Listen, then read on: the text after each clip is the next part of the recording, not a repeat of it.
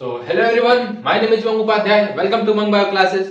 आज का जो हमारा लेक्चर होने वाला है वो पूरा का पूरा मेंडल के जो डिस्कवरीज थी, रीडिस्कवरी ऑफ मेंडलिज्म हुआ, फिर उसके बाद क्रोमोसोमल थ्योरी आई उनकी, फिर उसके बाद उस क्रोमोसोमल थ्योरी को एक्सपेरिमेंटली वेरीफाई किया गया। वो सब हम आज करने वाले हैं, ठीक है। और हमारा एक टॉपिक अभी रह रहा है डाइहाइब्रिड क्रॉस। उसके बाद उसका एक एक्सेप्शन है linkage and recombination. First law के मतलब जो लॉ ऑफ डोमिनेंस था उसका हमने सारा वो कर लिया। जो भी था तुम्हारा एक्सेप्शन मतलब डेविएशन थे ना मेंडल के लॉ का, 1:2:1 जीनोटिपिक और 3:1 फिनोटिपिक जो रेशियो था, उससे जितने भी एक्सपेरिमेंट वेरी कर रहे थे वो सारा हमने देख लिया।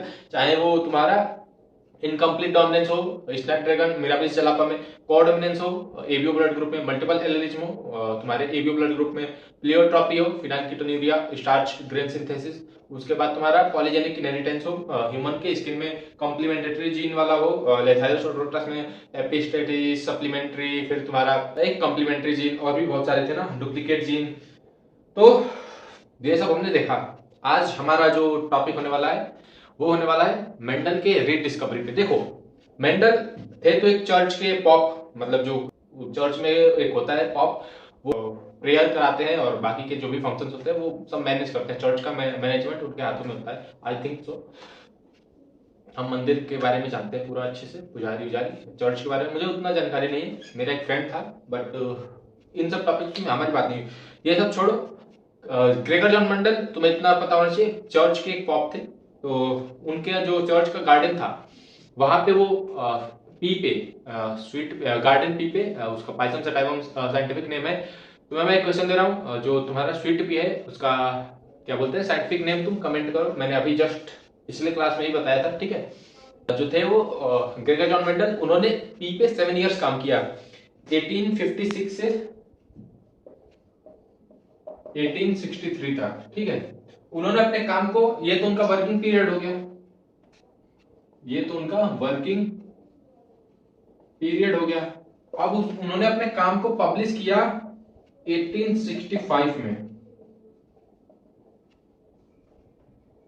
अब देखो यहाँ पे कुछ केसेस हैं, मेंडल क्यों नहीं उतने पॉपुलर हुए।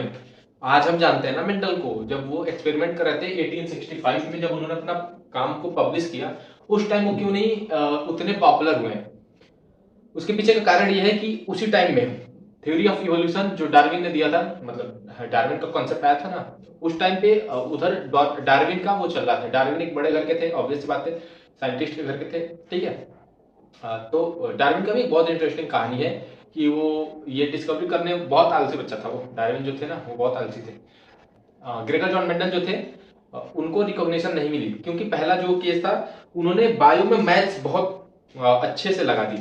देख रहे हो तुम, रेशियो कितने आ रहे हैं, फॉर्मूले कितने आ रहे हैं जीनोटाइप्स का, और ये सब उन्होंने बहुत रेशियो लगाया था यार। एक एक चीज को मतलब मैथमेटिकली कैलकुलेट करके कितना का क्रॉस कराएंगे तो कितना रेशियो आएगा, पॉइंट तक गए थे। जैसे मान जाओ ना कि ये कोई डिजिट है ना 1 पॉइंट समथिंग, तो वो पॉइंट के बाद तक गए थे। और उनका जो भी था रिजल्ट वो पूरा मतलब मैच कर रहा था जो भी क्रॉसेस थे। तो जो एक्चुअल रिकॉग्नाइज्ड साइंटिस्ट थे, मेंडल कोई साइंटिस्ट नहीं थे, बाद में उन्हें फादर ऑफ जेनेटिक्स बोला गया, बट इस टाइम पे 1865 में उस टाइम पे जो बड़े साइंटिस्ट थे वो थ्योरी ऑफ इवोल्यूशन में लगे पड़े थे। तो इधर इनकी बात को उतना वैल्यू नहीं दिया गया मेंडल की, उधर डार्विन पे सब लगे पड़े थे, पूरे साइंटिस्ट उधर ही चले गए थे। पहली बात की उस टाइम पे कम्युनिकेशन गैप था। आज के टाइम पे तुम्हारे पास व्हाट्सएप है, इंस्टाग्राम है, फेसबुक है, और भी एक गूगल है, तुम यूट्यूब है, देख रहे हो यूट्यूब पे मैं कुछ भी मतलब अपलोड कर दो कुछ भी। उस टाइम पे कम्युनिकेशन जो था वो बहुत कम्युनिकेशन गैप था, तो इसकी वजह से इनका जो वर्क था वो बहुत जगह पे पब्लिश नहीं हो पाया, मतलब डिस्ट्रीब्यूट नहीं हो पाया, ठीक है। दूसरा जो इनका मेन वो था, जीन को इन्होंने स्टेबल यूनिट बता दिया था, ठीक है। इन्होंने बताया था ना कि लॉ ऑफ सेग्रीगेशन में तुम्हें पता होगा कि जो एलील्स हैं वो ब्लेंड नहीं करते। तो जो बाकी के मतलब इन्होंने कुछ साइंटिस्ट को अपना वो पूरा रिपोर्ट भेजा था, तो बहुत सारे साइंटिस्टों ने इस बात को मानना ही मतलब एक्सेप्ट ही नहीं कर पाए वो दूसरे साइंटिस्ट कि जो जीन्स थे वो अपने आपस में मतलब ब्लेंड नहीं करते, मिक्स नहीं करते हैं। Second law, law of segregation, उसको हम law of purity of limits भी बोलते हैं। उस टाइम पे इतनी नॉलेज नहीं थी, आज तुम्हें पता है सब।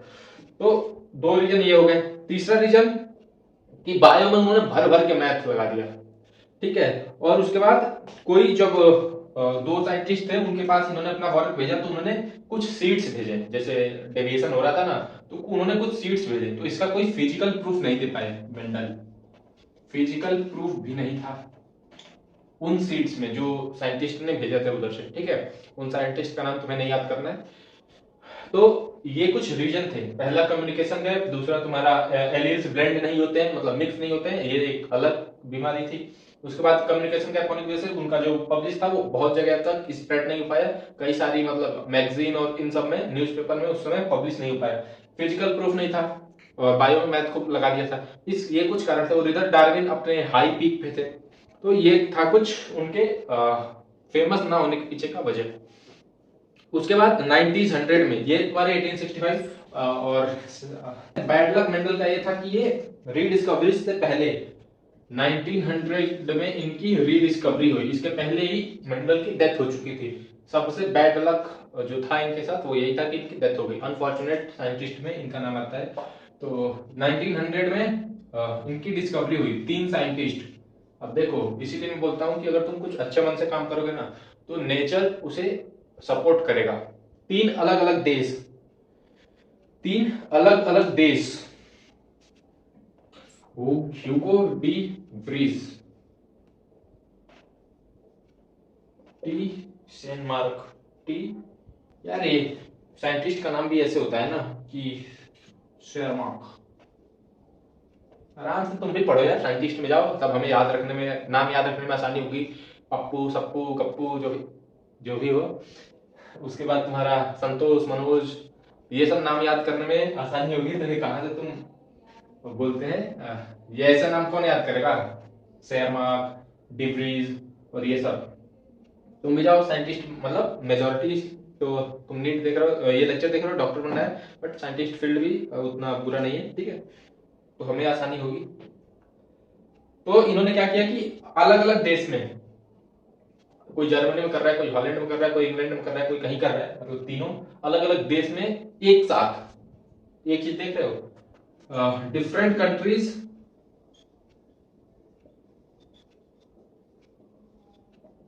Same time, same topic, same magazine, इसे बोलते हैं किस्मत। जब तक मेंडल जिंदा थे उनको कोई नहीं पूछ रहा था, जैसे उनकी डेथ हुई 1900 आया, इसमें डिब्रीज, ह्यूगो डिब्रीज, शेरमार्क और कॉर्नकोरेंस, इन तीनों ने अलग अलग देश में सेम टाइम पे सेम टॉपिक पे डिस्कवरीज की सेम रिजल्ट पाया। उसके बाद इन्होंने जब अपना मैगजीन में, उस टाइम पे मैगजीन में छपती थी सारी चीजें, तीनों का जो वो था एक्सपेरिमेंट, वो सेम मैगजीन में सेम पेज पे छप गया, मतलब पेज आगे पीछे, कोई फर्स्ट पे छपा, कोई सेकंड पे, कोई थर्ड पे, मतलब पास पास ही थे।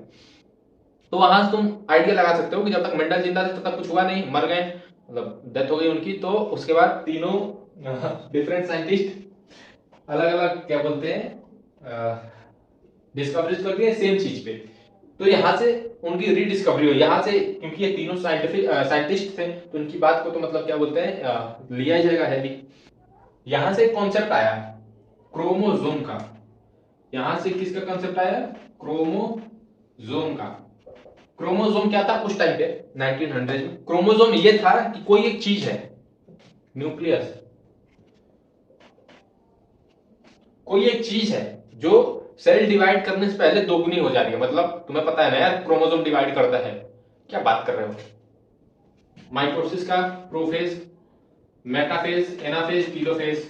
प्रोफेज में तुम्हारा डिसअपियर होते हैं, मेटाफेज में अरेंज होते हैं इक्वेटर पे, प्लेट पे। एनाफेज में दोनों अलग अलग होते हैं, टीलोफेज में सेल डिवाइड की जाती है, मतलब न्यूक्लियस पूरी डिवाइड करके उसके बाहर मेम्ब्रेन में जाती है। उसके बाद तुम्हारा होता है साइटोकाइनेसिस, ऑब्वियस बात है, सेल डिवीजन। तुम एक काम करो, नहीं आ रहा है तो यूट्यूब पे जाओ, सेल डिवीजन 3D सर्च कर लो, सेल डिवीजन 3D एनिमेशन, ठीक है। तो यहाँ से तुम्हें बहुत 5 से 10 मिनट में तुम्हारा ये चैप्टर कंप्लीट हो जाएगा, अगर तुम उसका एक एक सबटाइटल पढ़ लिए तो देखो यहाँ पे तुम्हारा क्रोमोजोम का कॉन्सेप्ट आ गया। क्रोमोजोम का कॉन्सेप्ट इन्होंने दे दिया डिब्रीज, शेरमार्क और कॉर्नकोरेंस ने। अब इसके बाद 1902 में 2 लोग आए। अब इसके बाद डिस्कवरी तेज हो गई। सट्टन बाबा and Boveri,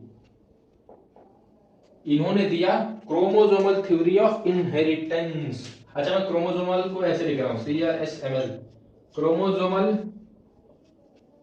theory of inheritance 1902 में। ठीक है, तो क्या बोलते हैं, सट्टन एंड बाउरी ने क्रोमोसोमल थ्योरी ऑफ इनहेरिटेंस को दिया 1902 में।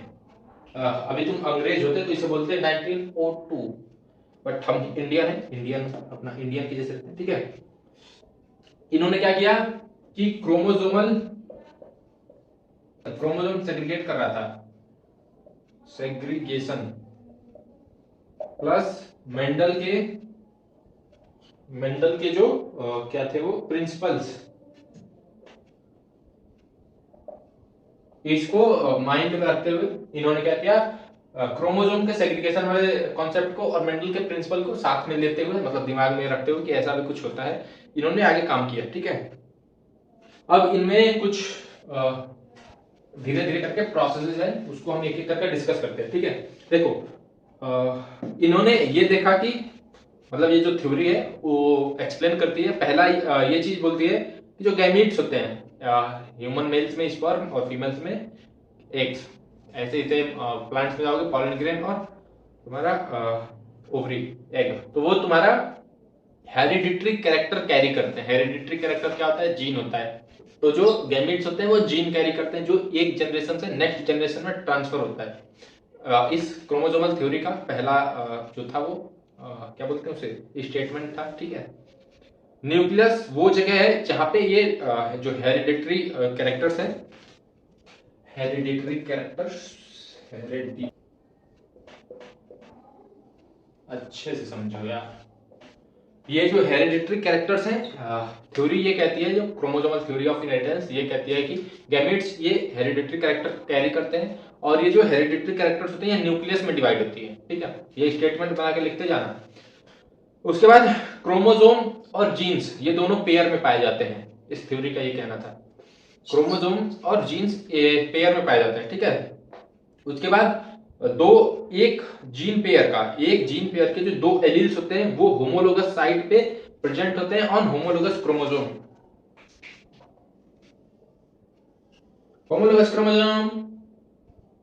होमोलोगस साइट, यहाँ पे ए होगा तो इसका स्मॉल, यहाँ पे बी होगा तो इसका दूसरा जीन, होमोलोगस क्रोमोसोम के होमोलोगस साइट पे। ठीक है, मतलब सेम साइट पे। इसके बाद during meiosis the separation, meiosis के टाइम इसका दोनों का सेपरेशन होता है, मियोसिस के टाइम ये दोनों सेपरेट करते हैं। ठीक है, नेक्स्ट जो था स्पर्म और एग दोनों के पास हैप्लॉइड सेट होता है। ये तुम्हारा क्या है, ये 2n डिप्लॉइड है, इसमें से जब एक बाहर निकल जाएगा ए के साथ बी के साथ तो ये तुम्हारा हैप्लॉइड बन जाएगा। ठीक है, तो स्पर्म और एग के पास हैप्लॉइड सेट होता है। उसके बाद जो था वो homologous chromosome synapse during meiosis. अब तुम्हें ये चीज बतानी है क्योंकि तुमने 11th के सेल साइकिल सेल डिवीजन में पढ़ रखा है। अब तुम ये बताओ प्रोफेस के किस स्टेज में साइनेप्सिस देखने मिलता है। मैं तुम्हें एग्जांपल वो बताऊं, लेप्टोटीन, जाइगोटीन, पैकाइटिन,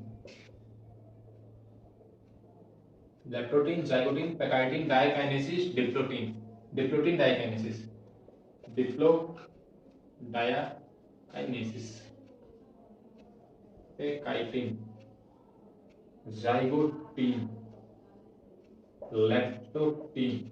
तुम्हें ये कमेंट करना है कि इस पांचों में से कब तुम्हारा साइनेप्सिस होता है। ठीक है, पहला ये था कि गैमेट्स के पास हेरिडिटरी कैरेक्टर्स होते हैं। उसके बाद ये जो हेरिडिटरी कैरेक्टर्स हैं वो तुम्हारे न्यूक्लियस में डिवाइड करते हैं। क्रोमोसोम्स और जीन दोनों पेयर में होते हैं। उसके बाद जो था वो स्पर्म और एग के पास हैप्लॉइड सेट होता है। फिर जो होमोलोगस क्रोमोसोम, होमोलोगस साइड पे जो जीन्स होते हैं वो पाए जाते हैं, वो भी पेयर्स में होते हैं। उसके बाद तुम्हारा जो था सट्टन एंड बॉरिंग ने इसके जो सेपरेशन वाला था उसको दिया था। ठीक है, जो सेपरेशन की थ्योरी थी उसे दी थी। अब कैसे दी थी इसको देख लें एक बार। आ जाओ, इन्होंने बेसिकली ना मियोसिस का कॉन्सेप्ट दिया था। ठीक है, कि कैसे तुम्हारा जो सेल था वो डिवाइड करता है, एक से दो, मतलब डीएनए का कंटेंट डबल होता है, फिर तुम्हारा मियोसिस होता है, फिर हाफ कंटेंट हो जाता है। तो इन्होंने वो दिया था। ठीक है, इन्होंने बस इतना ही दिया, कोई एक्सपेरिमेंटल वेरिफिकेशन नहीं दे पाई है। एक्सपेरिमेंट का वेरिफिकेशन मतलब क्रोमोसोमल थ्योरी ऑफ इनहेरिटेंस का जो एक्सपेरिमेंटल प्रूफ हुआ वो दिया थॉमस हंट मॉर्गन ने। थॉमस हंट मॉर्गन, ठीक है। इन्होंने काम किया तुम्हारे ड्रोसोफिला मेलेनोगेस्टर पे। इस पे काम किया ड्रोसोफिला मेलेनोगेस्टर।